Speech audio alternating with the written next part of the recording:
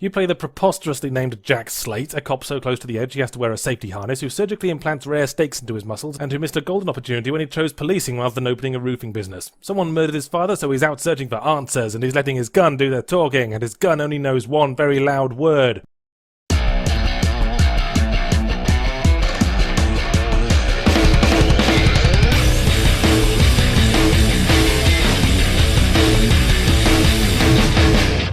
And then there are the characters. They all have this weird, stiff, unreal quality about them, indicating that Cyrodiil is apparently located inside the Uncanny Valley. And that's before you try to talk to them. Besides the main characters, there are about 100 million individuals with maybe 2 actual personalities between them, neither of which are particularly well characterized. One crazy beggar woman switched between a grackled drawl and a well-spoken aristocratic tone from line to line, so either she's pulling a very inept con or the dialogue assignment is fucked. The attempt to create a procedurally generated NPC conversation system was courageous, but then so is jumping into a skip full of used syringes. The tiny number of voice actors just makes it laughable, with characters frequently found conversing with themselves about how much they enjoy buying from the shop owned by themselves.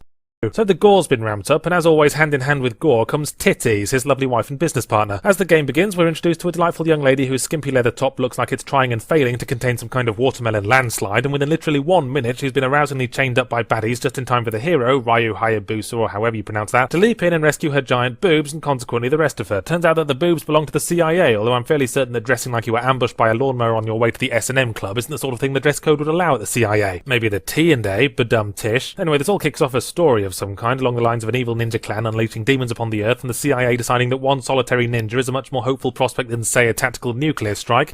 This is normally the point where I recap the plot, but this time, why don't you all sing along? There are 3 entities, Mario, Princess Peach and Bowser, the ego, the superego and the id. One of these entities kidnaps another and the third has to go in pursuit of them. See if you can figure out which is which. This game made me realise that the plots of many Mario games can be enlivened somewhat by assuming that cake is the Mushroom Kingdom word for sex. The princess invites Mario over for some cake, but Bowser kidnaps her so that she can make some cake for him instead. Only now he's 500 feet tall and Emperor of the Universe, so she'd better make sure her cake is spread quite wide. Needless to say, this is the same plot as Mario Galaxy 1 with zero acknowledgement of continuity. No little mushroom person at any point says, didn't this exact same thing happen not however long ago? Say, did anyone remember to press charges on Bowser last time he pulled this? Put him in prison or something? What exactly was stopping him turning around and pulling the same shit the moment Mario and the princess were distracted with each other's cakes? See people, this is why we need to introduce a constitutional monarchy.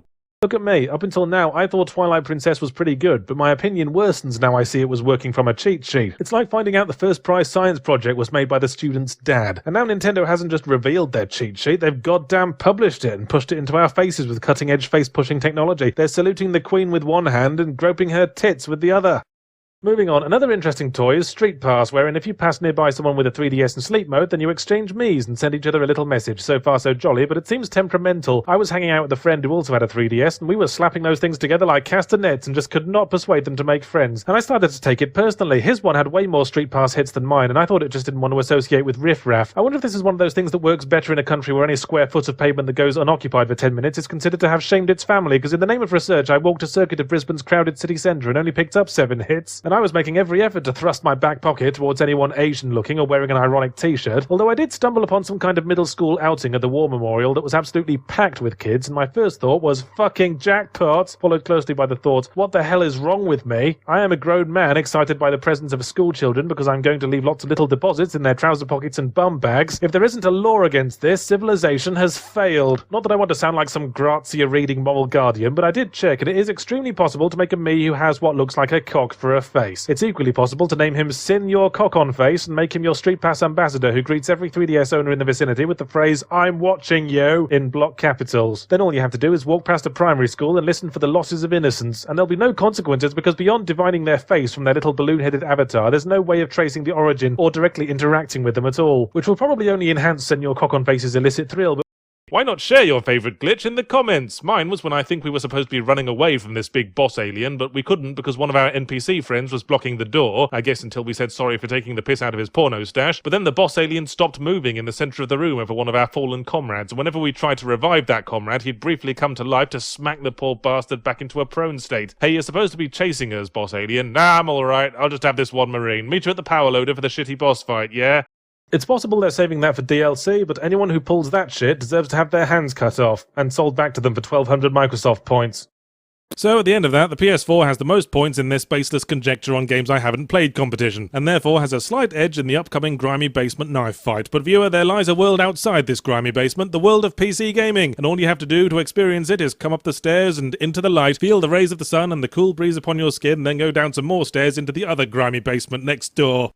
But Dragon's Dogma does have one major unique mechanic that deserves a close examination. It's, well, do you remember Neopets? It's kind of like that, but with slavery. As part of the introductory missions, you have to generate a primary NPC sidekick in the same way you made yourself. Class, race, appearance, favourite spice girl, etc. But for adventuring purposes, you can also enlist 2 additional sidekicks, who are the main sidekicks of other players elsewhere in the world. You go into a little connecting universe where a sampling of available hired hands swan about trying to catch your eye. You go over to the ones you like, look at their equipment, check their teeth, bob their scrotums, and if you're happy, take them adventuring with you. When you're finished with them, you give them a little present and send them back to their owner with a fond slap on the bum. You even have to rate them like you're filling in the timesheet for the temp agency. It creates motivation to make sure your sidekick has the best equipment and skills and looks good in tights, so they'll be more likely to get hired by other players, acquire experience, bring you back presents, and wait a minute.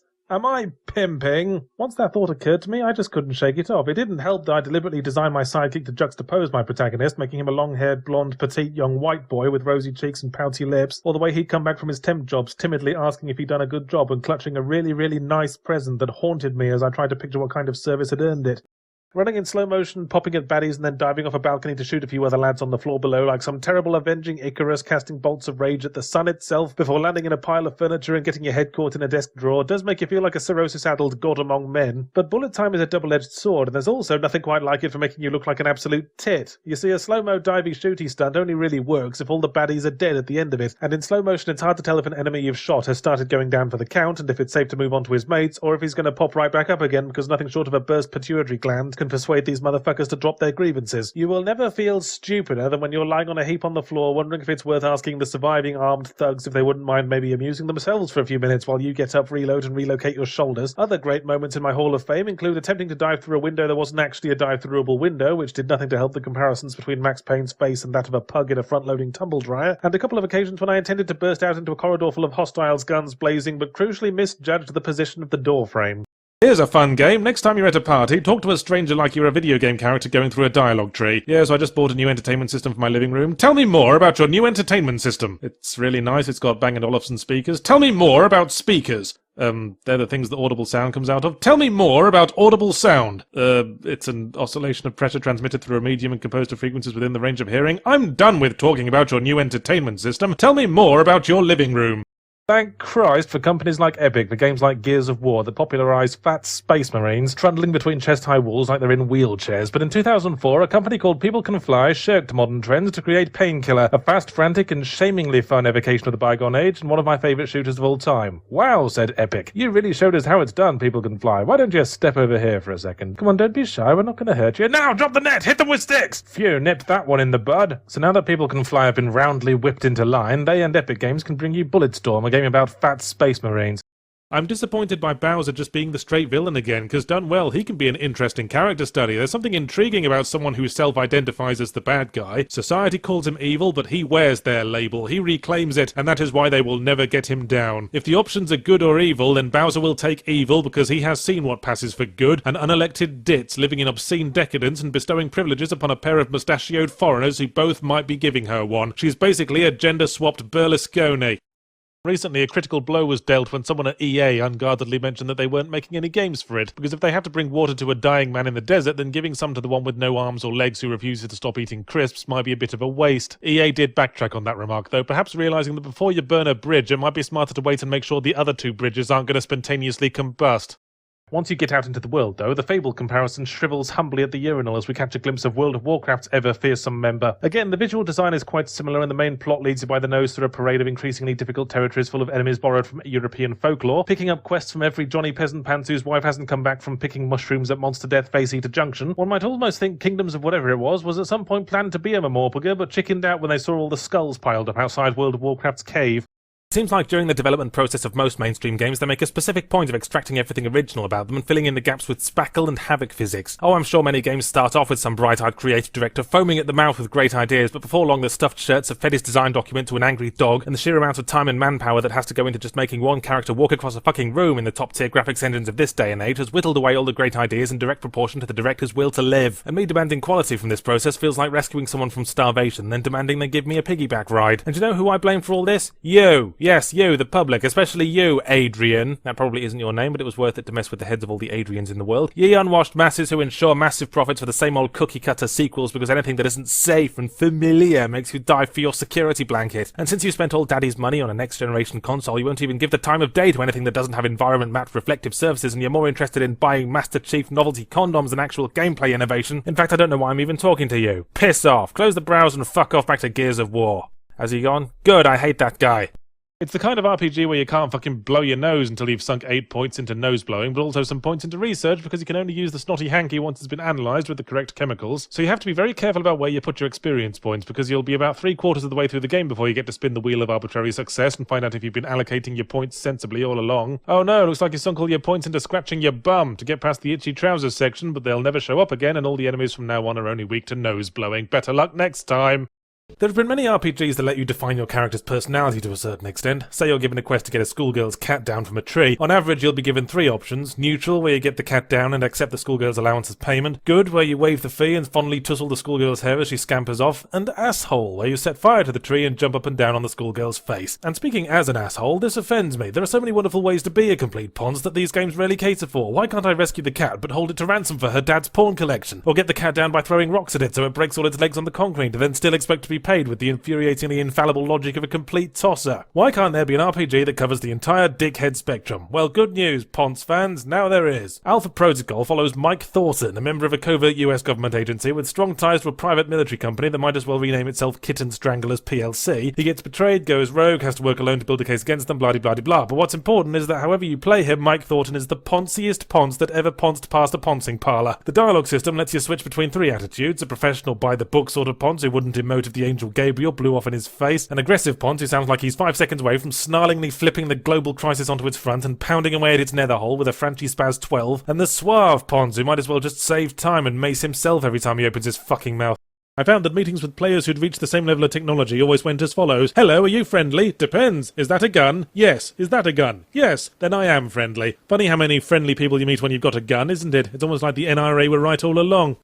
After this jolly Easter egg hunt, the puzzling comes into it when you interrogate Johnny Suspect or Barbara Witness. You bring up topics, they reply, and you decide whether to believe them, doubt them, or present proof that they're lying. Trouble is, this has the Alpha Protocol problem of ambiguity. It's not clear if doubt means to raise a single disbelieving robot eyebrow or start accusing them of masterminding the Cuban Missile Crisis. For example, in one of the very first cases, I find a car crash victim's spectacles that clearly state they are old and been recently repaired, but his wife said he just got a brand new pair, so I said she was lying, whereupon PH31P5 activated his wild accusations circuits and accused her of secretly being Mrs. Hitler. Gameplay hot tip: always accuse them of lying first, because if they aren't, you have the option of backing out. But if they are, they'll always say something like, I bet you haven't got a single shred of evidence that I'm married to Hitler, which will provide an incredibly massive hint to present the Hitler marriage certificate you found earlier.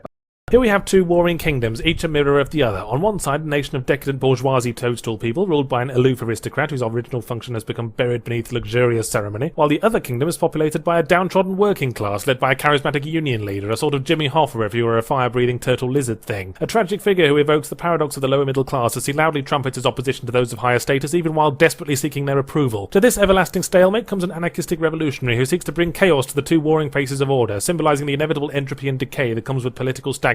Then Bowser eats a magic mushroom and sucks the Mario Brothers into his body, but you probably shouldn't read too much into that. Yes, this is where the game about people from the moon slicing up overdressed cyborgs starts to get a bit weird. You get sub-weapons by seducing women in what are termed gigolo missions, to which I am grateful for teaching me the never-fail method for picking up women. Sit staring at them without saying a bloody word, with a constant look on your face like you just caught a whiff of their panty stank and it did very little to impress. And whenever she looks away, stare right down her tits like you're planning a spelunking expedition. Then, having brought the mood in the room to a simmering erotic tension, shove an expensive present in her face with such violence that if she'd been an inch closer, she'd need a sink plunger to pull her nose back out. Repeat until sex, at which point she will give you a drill. See, where I was going wrong was assuming that women aren't power tool vending machines with one slot for flowers and another for cock. You also get to play as Catwoman, Batman's sexy frenemy, who paid for an entire jumpsuit but isn't getting her money's worth on the zipper, if you see what I mean. Mostly she plays like Batman, making use of a few pole dancing lessons in her own combat and stealth sections, although she can cling to ceilings as well, just like a real cat that's been bitten by a radioactive spider. She's also a lot less fun to explore the city with, because instead of glidey wings and hook shots, her method of getting around is to whip onto the tops of buildings and then smash straight into a wall. Then she has to hop her way up the wall in a sort of no really I meant to do that kind of way, leaving another bloody imprint of her increasingly two-dimensional face to congeal on the brickwork. She also has her own Riddler trophies to gather, so I guess the Riddler feels he has to prove that he's smarter than her too. But if the Riddler is sitting with his feet up watching the security cameras with a question mark themed mug of milky tea, while Catwoman is out headbutting masonry and picking up his litter, I think it's pretty self-evident who's smarter.